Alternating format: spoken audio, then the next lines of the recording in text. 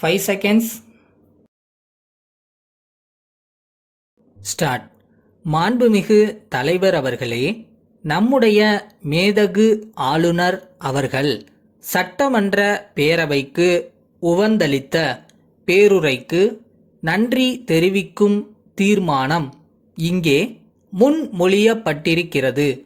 அதனை வழிமொழிந்து என்னுடைய ஒரு சில கருத்துக்களை இந்த அவையின் முன் வைக்க விரும்புகிறேன்.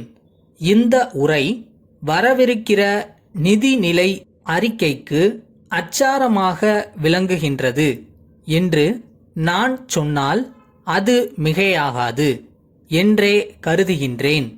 உள்ளாட்சிகளுக்கு அதிக அதிகாரங்களை வெகு விரைவிலே கொடுக்கவிருக்கும் அறிவிப்பு இனிப்பான செய்தியாகும். சிறு தொழில்களுக்கு என்றே தனியாக கொள்கை திட்டம் வகுக்கப்படவிருப்பதை பாராட்ட கடமைப்பட்டிருக்கின்றேன். நடுநிலை பள்ளிகளுக்கு கணினிகள் வழங்கப்பட உள்ளதும் வரவேற்கத்தக்கது. எங்கும் தமிழ், எதிலும் தமிழ் என்பதை உறுதிப்படுத்தும் வகையில் நடவடிக்கைகள் அமைந்தாலும் தனிப்பட்ட வியாபாரிகள் தங்களுடைய விளம்பர பலகைகளில் ஆங்கிலத்தில் தான் எழுதுகிறார்கள் என்பதை பெரும்பாலான இடங்களில் பார்க்கின்றோம். தமிழை முக்கியப்படுத்தும் விதமாக எழுதச் சொல்லி அப்படி எழுதாதவர்களுடைய விளம்பர பலகையை அகற்றுவதற்குரிய நடவடிக்கையை அரசாங்கம் எடுக்க வேண்டுமென்ற என்னுடைய வேண்டுகோளை வைத்திட நான் விரும்புகிறேன். தற்போது கொசு தொல்லை தமிழகத்தின் எல்லா பகுதிகளிலும் ஏற்பட்டு இருக்கின்றது.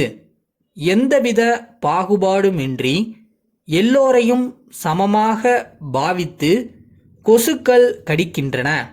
இதனால் பல்வேறு நோய்கள் ஏற்படுகின்றன.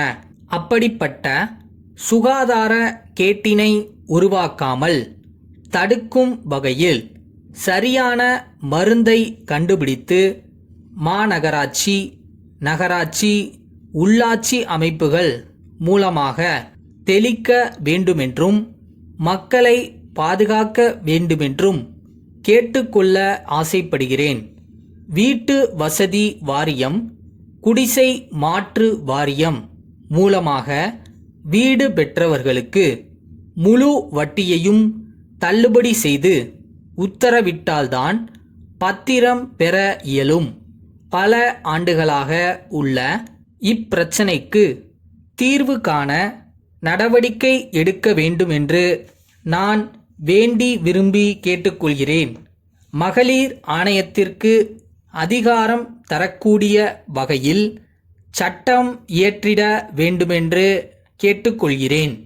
மின்சார உற்பத்தியை அதிகப்படுத்துவதற்கான முயற்சிகள் நடந்து கொண்டிருக்கின்றன.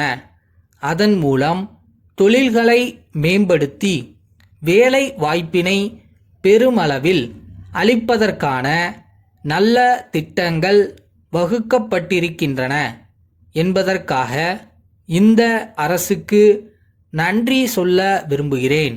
விவசாயத்தை அடிப்படையாக கொண்டு தொழில்கள் உருவாக்கப்படும் என்ற செய்தி வந்திருப்பது மகிழ்ச்சிக்குரிய ஒன்றாகும். அவை எந்த காரணத்தை முன்னிட்டும் நகரத்திற்கு வந்துவிடக் கூடாது என்பதில் அரசு கவனமாக இருக்க வேண்டுமென்பது என்னுடைய கோரிக்கையாகும். கிராமப்புறத்திலேயே இருந்து மகளிர் குழுக்களுக்கு சிறப்பு அனுமதி கொடுத்து அவற்றை மேம்படுத்த வேண்டுமென்று வலியுறுத்தி கூற விரும்புகிறேன். மொத்தத்தில் இந்த உரை அனைத்து தரப்பு மக்களுக்கும் பயனளிக்கும் உரை என்பதால் இதை வரவேற்று உரையை நிறைவு செய்கிறேன்.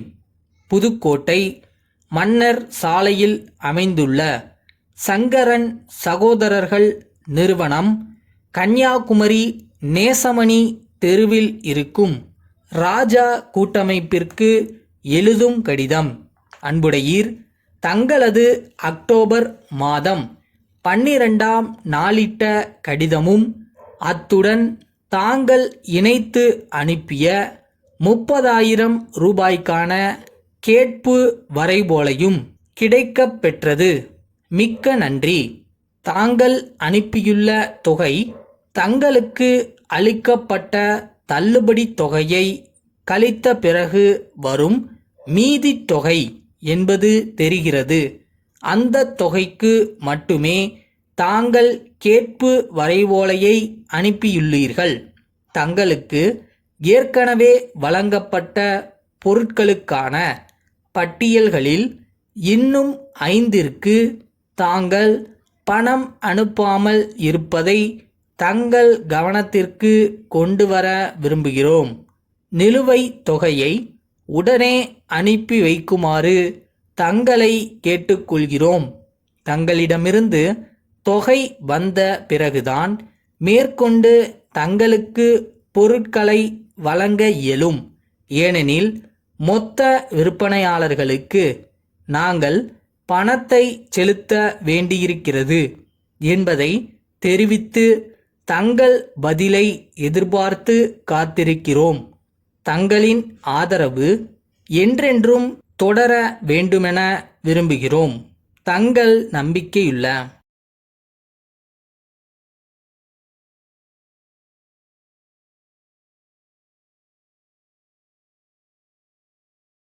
இந்த உலகத்துல முடியாததுன்னு எதுவுமே கிடையாதுன்னு சொல்லுவாங்க. உண்மைதான். நல்லா பெர்ஃபார்ம் பண்ணா யாரும் எதையும் ஜெயிக்கலாம்.